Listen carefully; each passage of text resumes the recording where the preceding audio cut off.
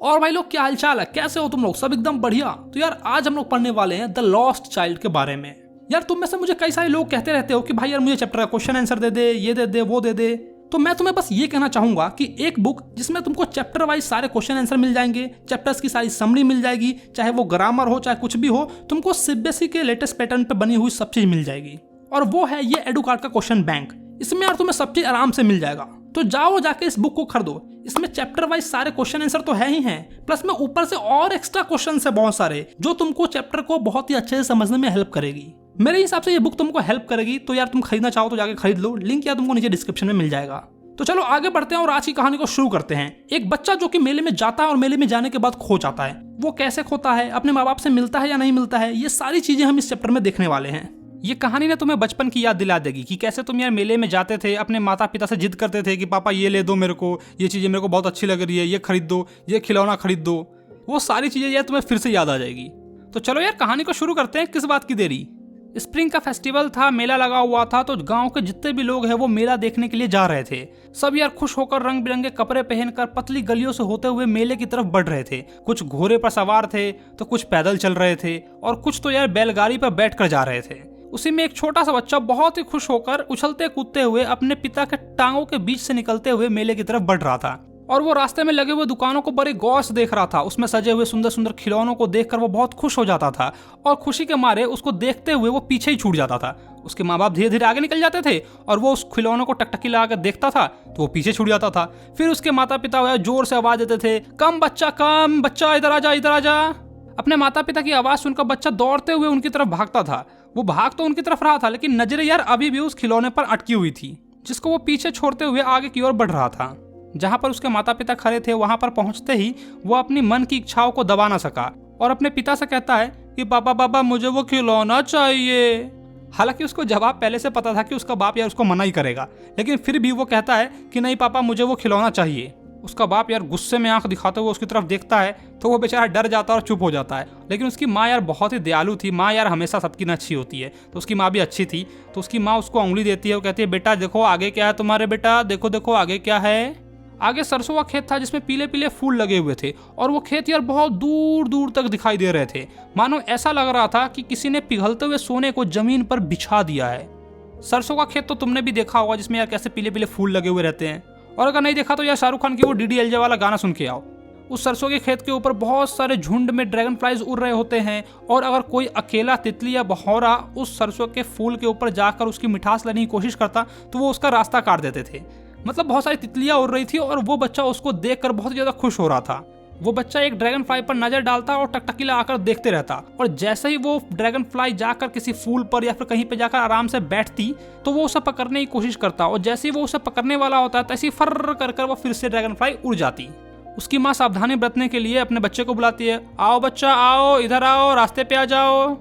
वो बच्चा खुशी से भागते हुए अपने माता पिता की ओर दौड़ता है और उनके साथ साथ कुछ देर तक चलता है और थोड़ी देर बाद फिर से वो कीड़े मकोड़े की पंक्तियों को देखने के लिए रुक जाता है, जो कि यार अपने बिल से निकल रहे थे धूप सेकने के लिए।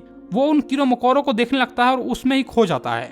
उसके माँ बाप आगे जाकर एक पेड़ की छांव में कुएं के किनारे बैठ जाते हैं और वहां से उस बच्चे को अपने बच्चे को आवाज लगाते हैं, आओ बच्चा आओ, जल्दी आओ। वो बच्चा बहुत ही ज्यादा खुश था। उसके रास्ते में जो जो चीजें आ रही थी ना उन सब चीजों को एंजॉय कर रहा था, एकदम बेफिक्र, किसी भी बात की टेंशन नहीं, कुछ भी नहीं। वो अपने लाइफ को एंजॉय कर रहा था। हम भी अपने बचपन में ऐसे ही थे। जब हमें भी हमारे पेरेंट्स कहते थे कि चलो मैं आज तुम्हें मेला घुमा के लाता हूँ तो हम लोग बहुत ही ज्यादा खुश हो जाते थे और रास्ते में जो जो चीजें आती थी उसको कैसे ऑब्जर्व करते थे। तो वही चीज यार ये बच्चा भी कर रहा है। वो दिन भी कितना प्यारा दिन था, है ना? कोई पढ़ाई का टेंशन नहीं, कुछ भी नहीं, मस्त मस्ती करो, चिल करो। जब वो बच्चा उस पेड़ के पास पहुंचता है तो बहुत सारी कलियों के और बहुत सारे पत्तों के बौछार उसके ऊपर हो जाते हैं। तो वो अपने माँ बाप को भूल कर और उस पत्तों को, उस कलियों को बटोरने लगता है, समेटने लगता है। तभी उसे कबूतरों की कूकू की आवाज सुनाई देती है और वो कबूतर कबूतर कहते कहते चिल्लाते हुए फिर से अपने माता पिता की ओर भागता है।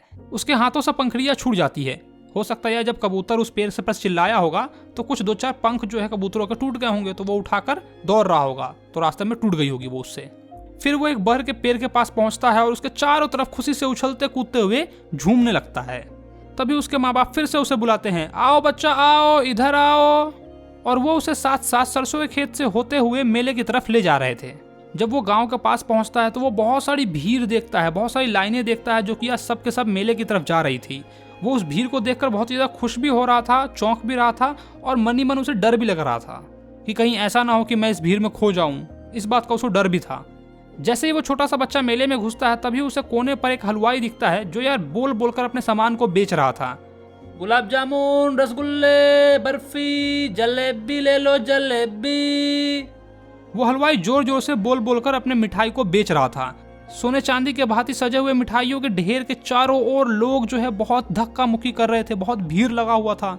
तुमने भी देखा हो कि कैसे यार लोग जो है मिठाई वाले के ऊपर टूट पड़ते हैं कि हो हमारा 2 किलो दे दो, हमारा 4 किलो दो, हो हमारा 5 किलो दे दिया, हो हमारा घर ले जाके है।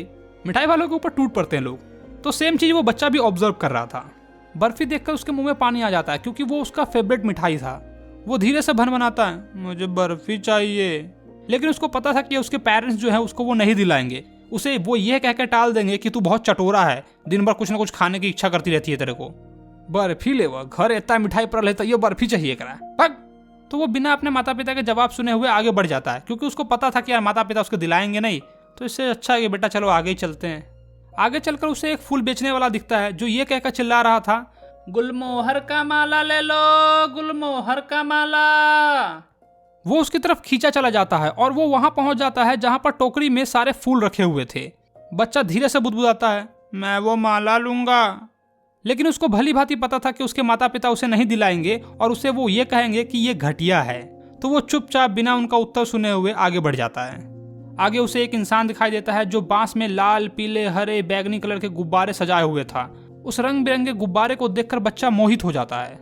उसके मन में उस सारे गुब्बारे को लेने की इच्छा उत्पन्न हो जाती है। वो सोचता है कि काश मैं ये सारे गुब्बारे खरीद पाता। लेकिन उसको पता था कि उसका बाप मक्खी चूस इंसान है, तो वो उसे दिलाएगा नहीं। वो उसे ये कहकर टाल देगा कि अब तू छोटा बच्चा तो है नहीं कि गुब्बारों से खेलेगा, तो गुब्बारों का क्या करेगा। तो वो बेचारा फिर से चुपचाप आगे की ओर बढ़ जाता है। आगे उसे एक सपेरा बीन बजाते हुए दिखता है। उसका सांप टोकरी में कुंडली मारकर बैठा हुआ था और हंस की भांति गर्दन उठाकर खड़ा था। सपेरा बीन बजा रहा था और वो मधुर संगीत पानी के लहरों के बहाती धीरे से सांप के कानों में जा रही थी। बच्चा उस सपेरे के पास पहुंच जाता है। तभी उसे याद आता है कि उसके माँ बाप ने उसे मना किया था सपेरे के पास जाने से और वो संगीत सुनने से। तो फिर वो वहां भी नहीं रुकता है और आगे चला जाता है। आगे चलकर उसे एक झूला दिखता है जहां पर लड़के, लड़कियां, औरतें, छोटे बच्चे सारे झूला झूल रहे थे और वो बहुत ही खुश होकर ठहाके लगा रहे थे। वो छोटा बच्चा उनको टकटकी लगाकर देखने लगा और आखिरकार हिम्मत कर कर उसने अपने माता पिता से कह ही दिया, मैं भी उस झूले में बैठूंगा प्लीज मम्मी पापा। लेकिन उसे कोई भी जवाब नहीं मिलता है। बच्चा पीछे मुड़ता है, उसे वहां पर उसके माता पिता नहीं दिखाई देते हैं। वो आजू बाजू देखता है, वहां भी उसके माता पिता नहीं दिखाई देते हैं। वो आसपास जितनी दूर तक देख सकता है वहां देखता है, उसको उसके माता पिता नहीं दिखाई देते हैं। वो डरने लगता है, घबरा जाता है, उसके दिल की धड़कनें तेज हो जाती है कि आखिरकार मेरे माँ बाप गए तो गए कहाँ। वो चिल्लाने लगता है, रोने लगता है, विलपने लगता है। वो भय के कारण इधर भागता है, उधर भागता है। उसके आंखों से आंसू आ रहे थे, उसके चेहरा डर के मारे लाल हो गया था। भयभीत होकर पहले वो एक और भागता, फिर दूसरी ओर भागता, कभी इधर भागता, कभी उधर भागता और वहां पर वो चिल्ला रहा था, माई गे बाबू हो, कहाँ गेलू हो बाबू, कहाँ गेलू हो बाबू। वो ऐसे ही चिल्ला रहा था, रो रहा था, तड़प रहा था अपने माता पिता से मिलने के लिए, क्योंकि वो बहुत ज्यादा डर गया था और उसे इस बात का एहसास हो गया था कि मैं इस मेले में खो चुका हूँ।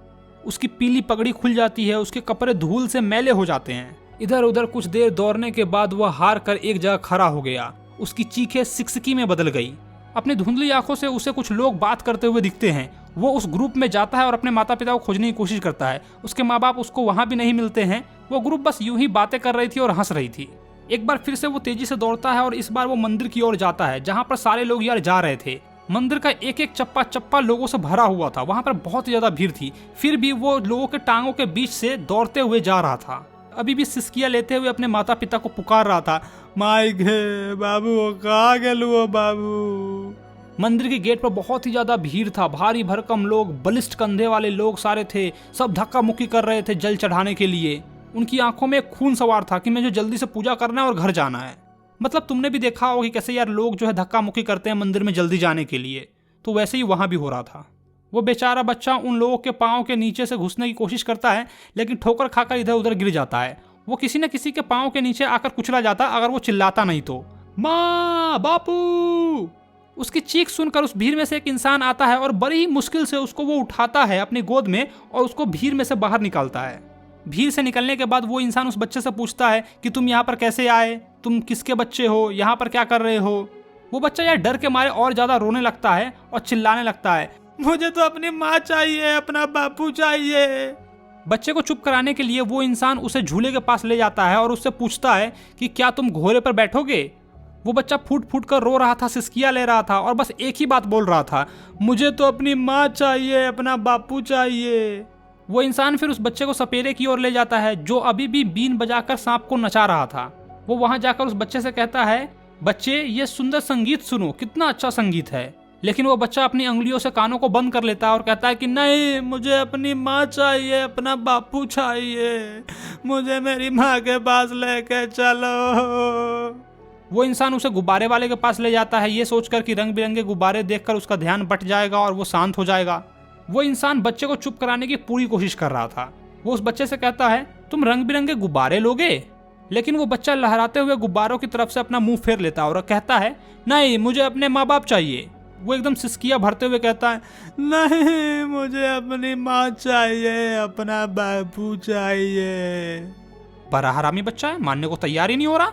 अभी इसको गुब्बारा चाहिए था, झूला पे झूलना था, और जब ये इंसान इसको झुला रहा है तो मान ही नहीं रहा है। हद है यार। वो इंसान उस बच्चे को चुप कराने की कोशिश फिर भी करते रहता है।